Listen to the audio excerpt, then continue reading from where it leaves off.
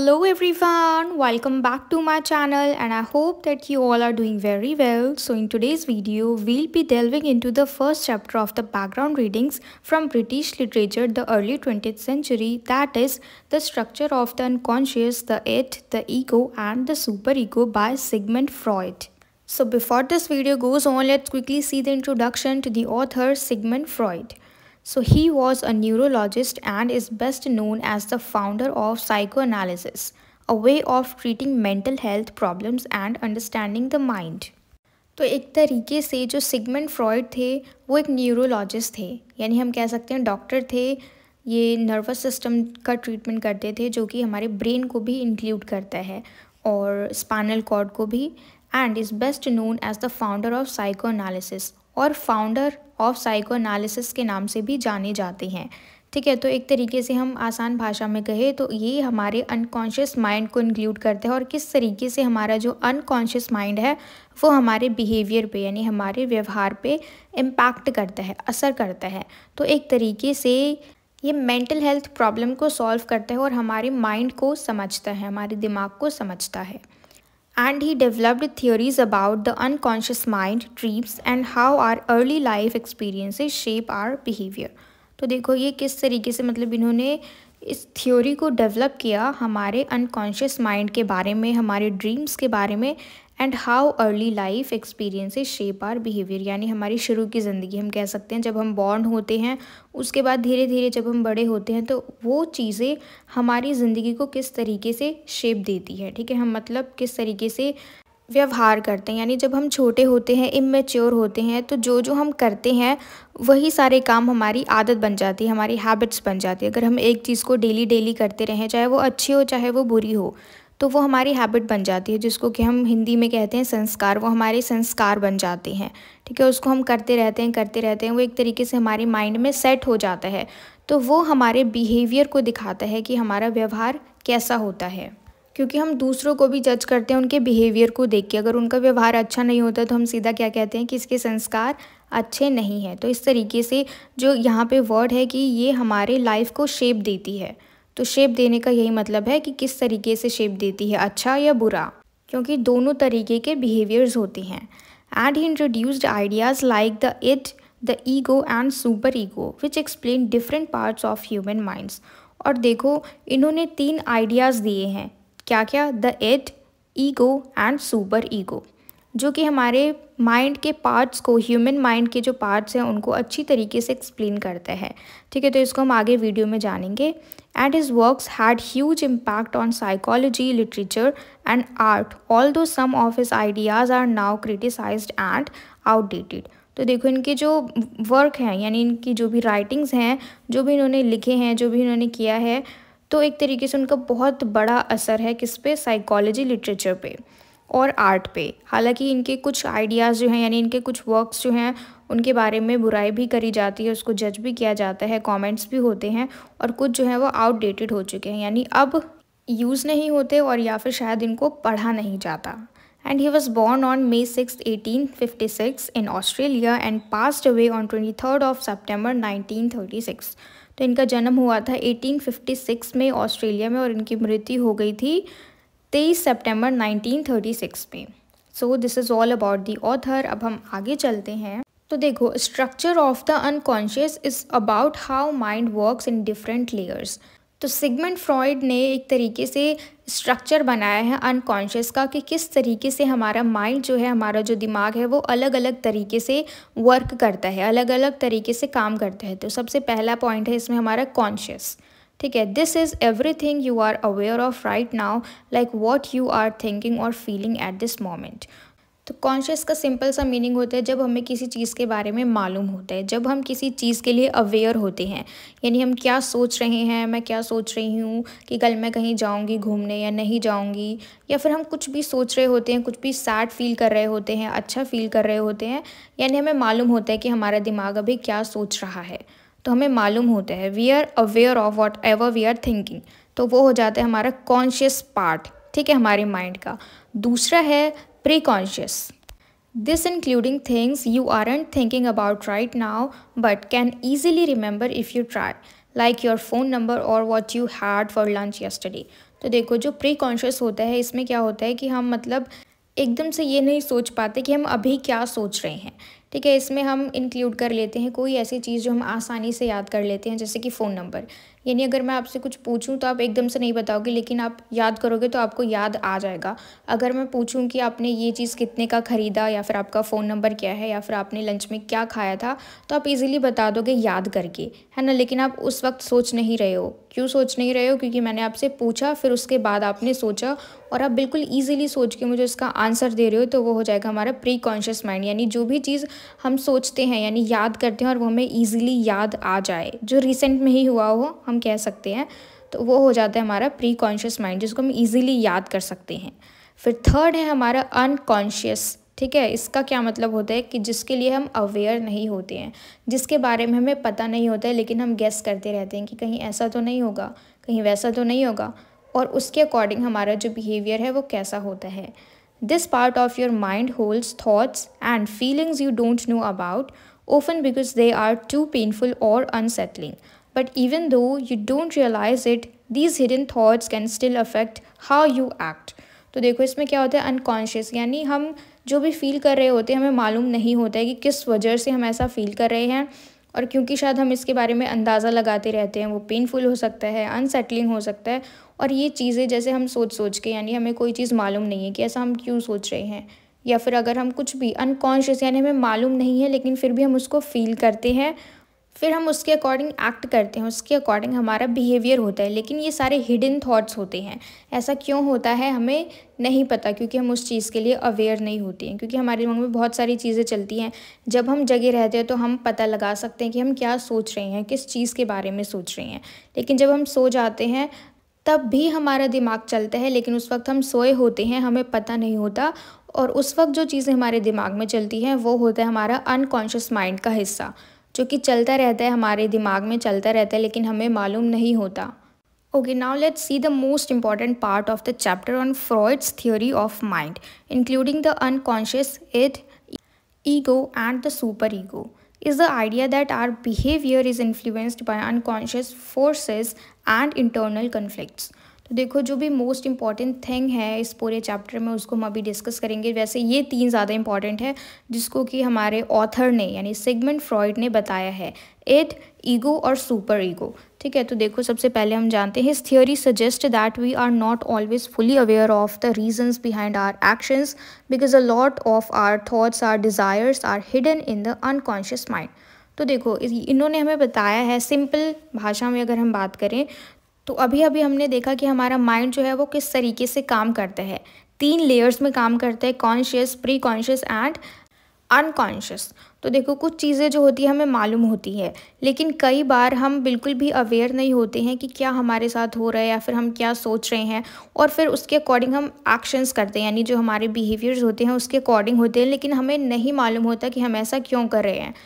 और इसका रीज़न ये है कि हमारा जो अनकॉन्शियस माइंड है उसके अंदर काफ़ी सारी चीज़ें हिडन होती हैं, जैसे कि हमारी डिज़ायर्स यानी हमारी इच्छाएं जो कभी पूरी नहीं होती और हम सोचते रहते हैं, उसके बारे में सोचते रहते हैं। मान लो अगर बचपन में हमें कुछ चाहिए होता है और वो हमें नहीं मिला, तो बीच बीच में हम उस चीज़ के बारे में सोचते हैं और फिर भूल जाते हैं और वो चीज़ हमें नहीं मिलती, फिर से हम उसी चीज़ के बारे में सोचते हैं।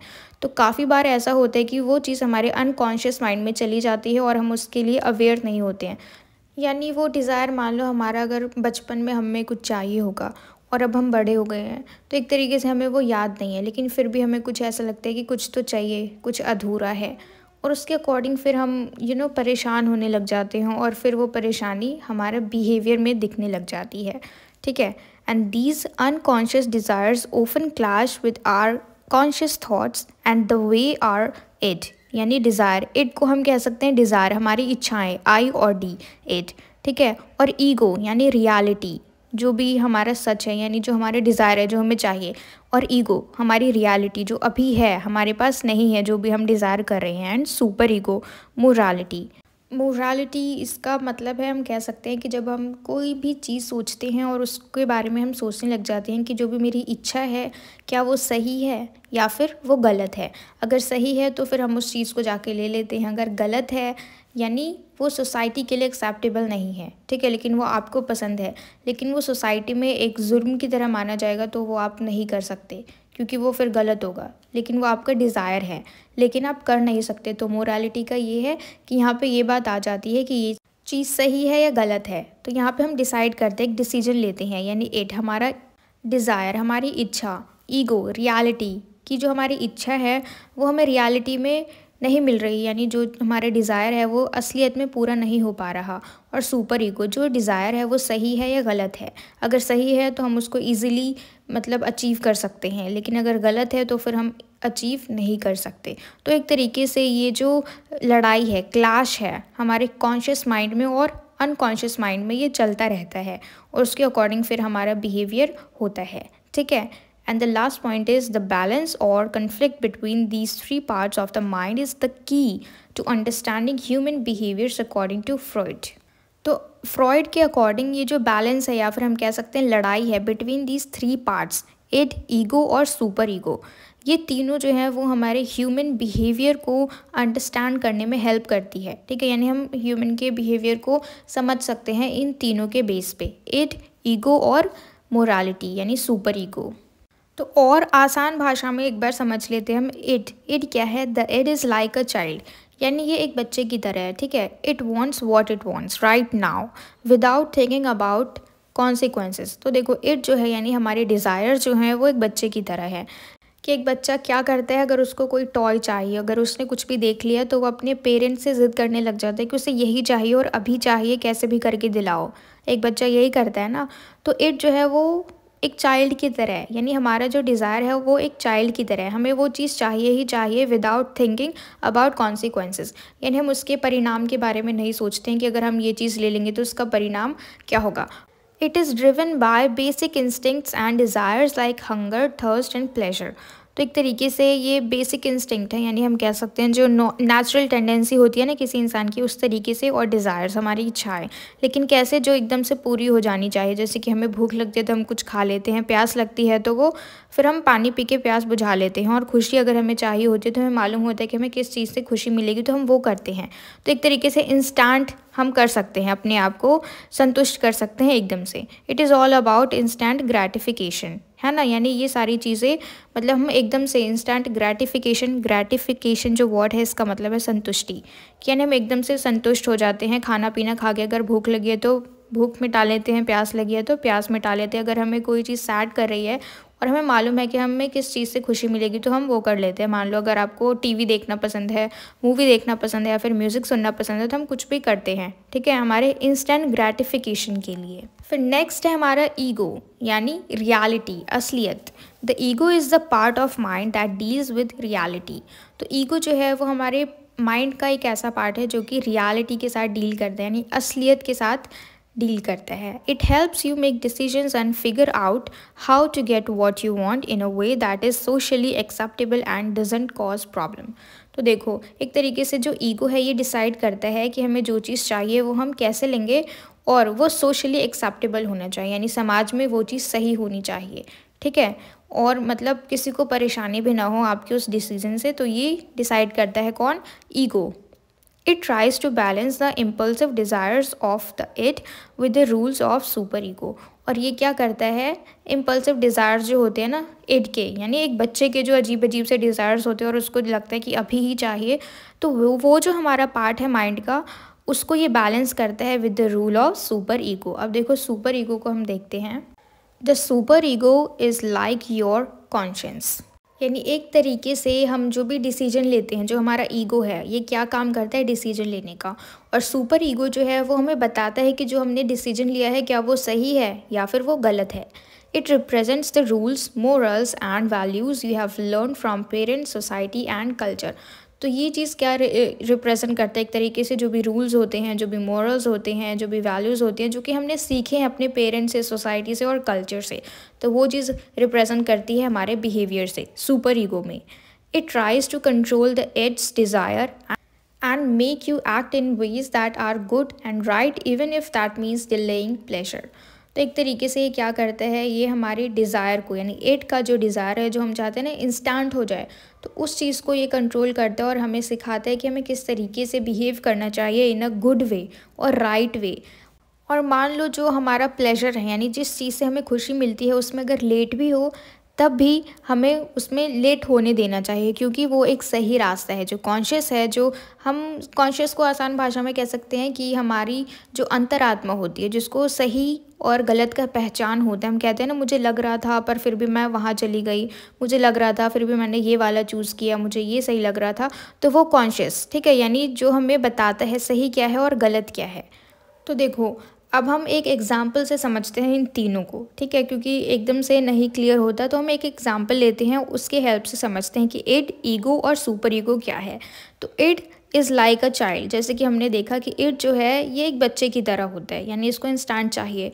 अब हम एक एग्ज़ाम्पल लेंगे, मान लो कि अगर हमें कोई साइकिल चाहिए या फिर बाइक चाहिए, मान लो साइकिल चाहिए, ठीक है, हमें एक साइकिल चाहिए और एक बच्चा जो होता है उसको तुरंत चाहिए होता है। और ईगो जो है वो हमारा रियलिटी को दिखाता है, यानी कि मेरी इच्छा है कि मैं साइकिल लूँ, लेकिन रियलिटी में क्या है कि मैं उतना पैसा अफोर्ड नहीं कर सकती, यानी मेरे पास उतना पैसा नहीं है कि मैं ख़रीद सकती हूँ इस साइकिल को।